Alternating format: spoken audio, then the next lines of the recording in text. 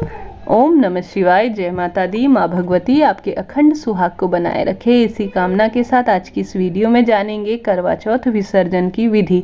चौकी कब उठाए, कैसे उठाए, कौन सी विधि होती है, किस तरह से होती है, संपूर्ण जानकारी आप सबके लिए है। सबसे पहले दूसरे दिन चौकी उठाई जाएगी। सबसे पहले किसी भूल चूक के लिए माफ़ी मांगी जाती है और भगवान से आराधना की जाती है कि मैंने आपको अपने घर पर बुलाया, आपने भी मेरे घर पर आप पधारे और मेरी पूजा को सफल किया। मैं जब भी आपको बुलाऊं आप अवश्य आइएगा। ऐसे कहने के पश्चात भोग अर्पित कीजिएगा और विधि विधान से उनका पूजन कीजिएगा और उनके जैसे मैंने बताया भूल चूक के लिए अवश्य माफ़ी मांगिएगा।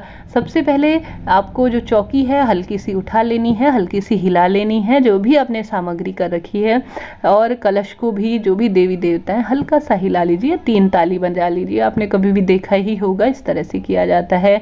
और जो दीपक में रुई इत्यादि है वह आप जिस तरह से रखते हैं उसे कर सकते हैं। जो जल है कलश में है उसे पूरे घर में आपको छिड़काव करना है। जल के अंदर जो सामग्री आपने डाल रखी है, इससे पहले भी मैंने ये बातें बताई हैं, आप उन्हें जो है अपने घर के मंदिर में भी रख सकते हैं या अपने तिजोरी में भी रख सकते हैं। जो मुख पर मोली इत्यादि बांध रखी है उसे अपने घर के सदस्यों, अपने पतिदेव और अपने हाथ में जो है आपको बांध लेना है। इसके पश्चात जो है चावल जो रखे हुए हैं उन्हें एक बर्तन में समस्त सामग्रियों को इकट्ठा कर लेना है। कोई निर्धन व्यक्ति हो जिन्हें इन चीज़ों की आवश्यकता हो उन्हें दे सकते हैं, या अपने आसपास पंडित जी अगर जब आप सामग्री सीधे के रूप में देंगे तो उन्हें भी दे सकते हैं, या कबूतरों को दे सकते हैं, गाय को डाल सकते हैं, या है चिड़ियाओं को डाल सकते हैं। ध्यान रखिएगा कोई भी वस्तु पैरों में ना आए। जो आपने फूल पत्तियां इत्यादि ले रखी हैं उन्हें एक जो है थैली इत्यादि में इकट्ठा कर लीजिए। इसके पश्चात जो प्रतिष्ठित मूर्तियां हैं, साथ ही करवा माता की मूर्ति है, उसे अपने मंदिर में ही रखिएगा और उनका डेली पूजन कीजिएगा। साथ ही भेंट स्वरूप जो वस्तुएं ली हैं, जैसे कि सुहाग की सामग्री मैं बताना भूल गई। माता करवा को सबसे पहले माता चौथ माता को और गौरी माता को सिंदूर लगाया जाता है। उसमें से थोड़ा सा सिंदूर अपने ऊपर रखने के बाद सिंदूर जो है हमेशा अपने पास रखेंगी और चूड़ी भी अपने पास रखेंगी और एक बिंदी भी अपने पास रखेंगी।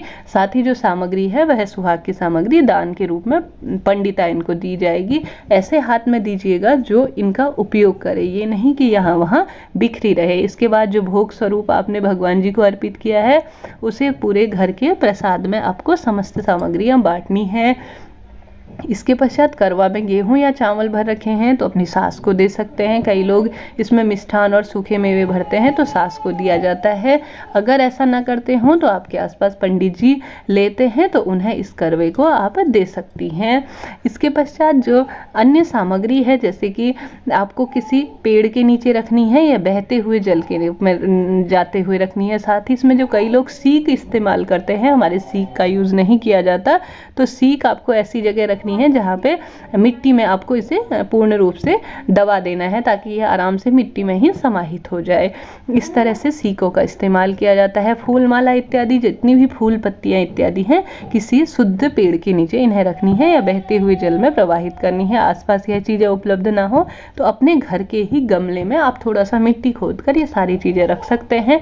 थोड़े समय के बाद 15, 20, 40 दिन के पश्चात ये सारी सामग्री जो है मिट्टी में ही दब जाती है और खाद के रूप में बन जाती है। इस तरह से आप कर सकते हैं। यह विसर्जन की विधि है।